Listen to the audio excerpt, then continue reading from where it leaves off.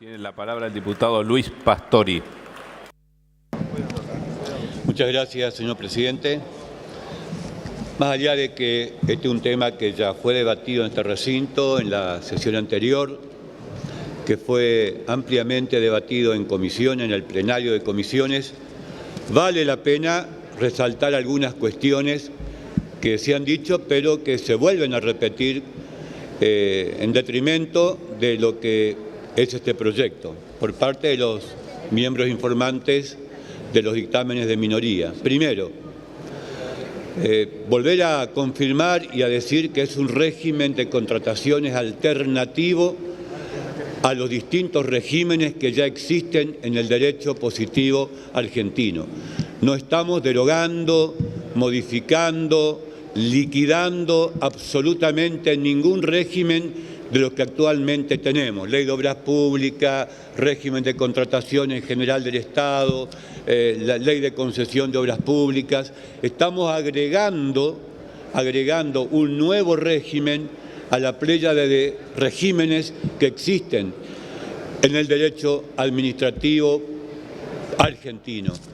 Pero es un nuevo mecanismo, un mecanismo que no es enteramente novedoso, porque ya existe en varios países del mundo y existe en varias provincias de la Argentina. Provincias que no están gobernadas por Cambiemos, como por ejemplo mi propia provincia, Misiones, que hace ya algunos años aprobó un sistema de participación público-privada. No es una novedad que estamos trayendo a este recinto, traída, inventada no sé por quién, con no sé qué oscuros intereses. Es más, yo decía ayer en comisiones, hay un decreto del año 2000, que es un DNU de Fernando de la Rúa, año 2000, que estableció un régimen de participación público-privada que fue calificado como muy bueno en su técnica legislativa y en su propuesta, pero no prosperó, fracasó ese DNU o el objetivo que buscaba, porque seguramente no le ayudó al gobierno de la Alianza el contexto socioeconómico político en el que se desenvolvió. Ese decreto no tuvo vida, nació prácticamente muerto. Pero después, 5 años después, Néstor Kirchner, a través del decreto de ese año, del año 2005, también propone una nueva norma de participación público-privada. Y aquí es donde aparecen las primeras incoherencias por parte, al menos, del primer informe de minoría. Porque la realidad, la verdad, es que este proyecto podría haber estado en comisión no una semana como estuvo más, podría haber quedado un mes, 2 meses, un año, le podríamos haber agregado todo lo que se nos podría haber ocurrido en todo ese tiempo, pero la verdad nunca lo habrían aprobado porque no creen en este régimen de asociación público-privada para la ejecución de obras públicas. Los mismos miembros informantes en minoría decían y reconocían, lo dijo recién el último de ellos, que se le introdujeron muchas modificaciones y muchas de ellas las reconocía como muy acertadas, como buenas. Podríamos haberle introducido muchas más, de todas maneras no lo iban a aprobar, porque lo que subyace es una negación, es una no aceptación a este régimen. No creen en este sistema, por lo tanto es una posición hasta ideológica. Jamás nos podríamos poner de acuerdo por más modificaciones que le hiciéramos. Se han repetido muchas cuestiones que hemos tratado de develarlas, de aclararlas, y voy a tratar una vez más de hacerlo. Siempre va a haber una licitación pública o un concurso según sea el objeto del llamado. Siempre va a haber.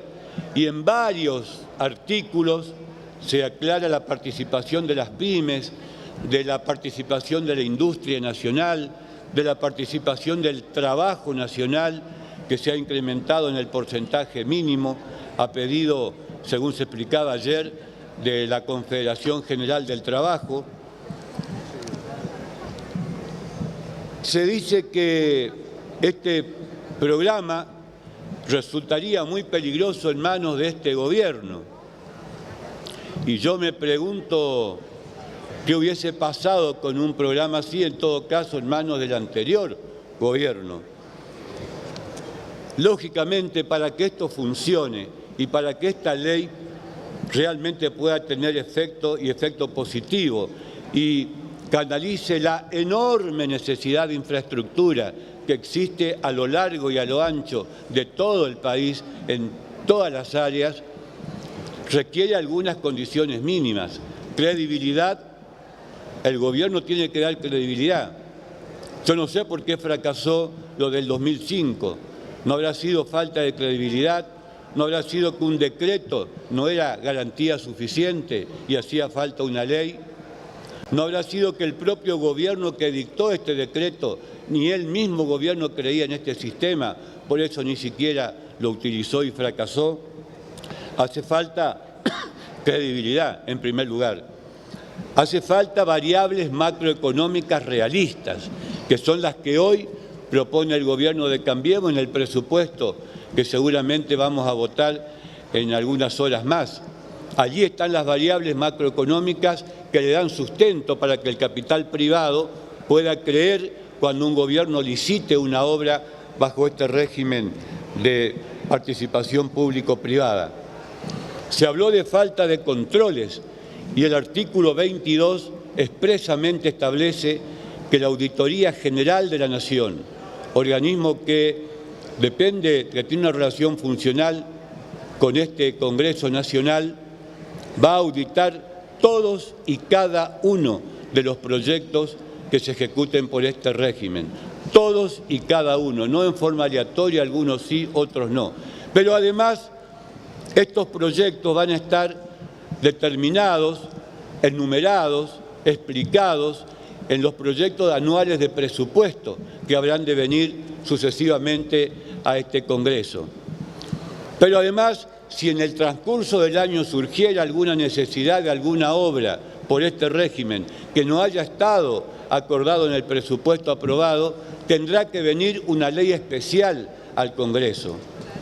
Están todas las garantías.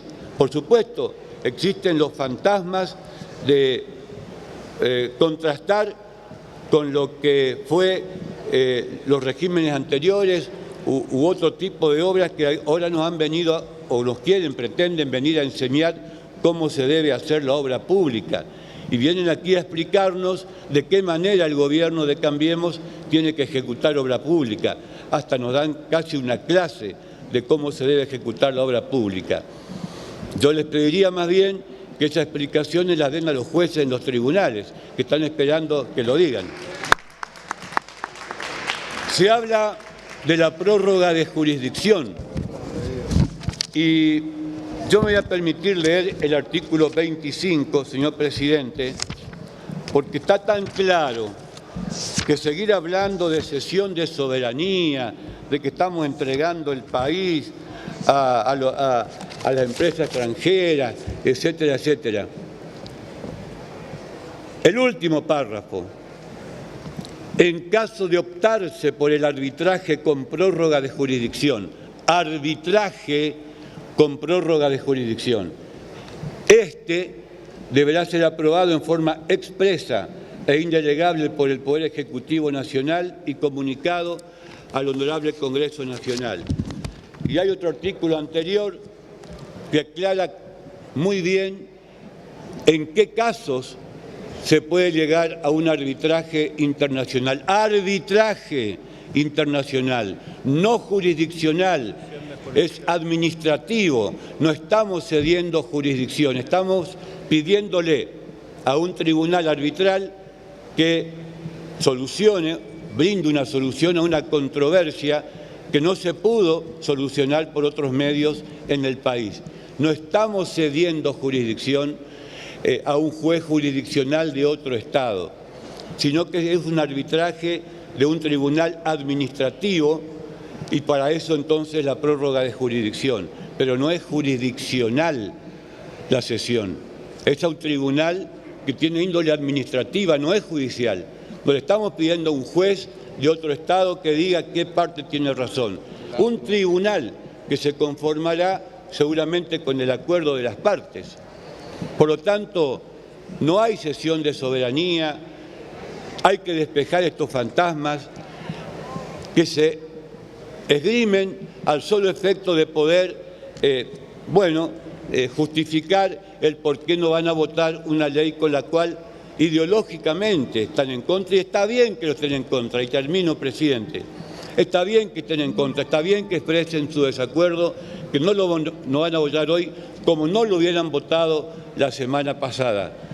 Pero que no agiten fantasmas que no existen, poniendo un manto de dudas sobre algo que va a ser absolutamente transparente, algo que va a estar controlado por el Congreso, por la AGN y por el pueblo de la Nación Argentina cada vez que emita un voto cuando está convocado a votar. Muchas gracias, señor presidente. Gracias, señor diputado.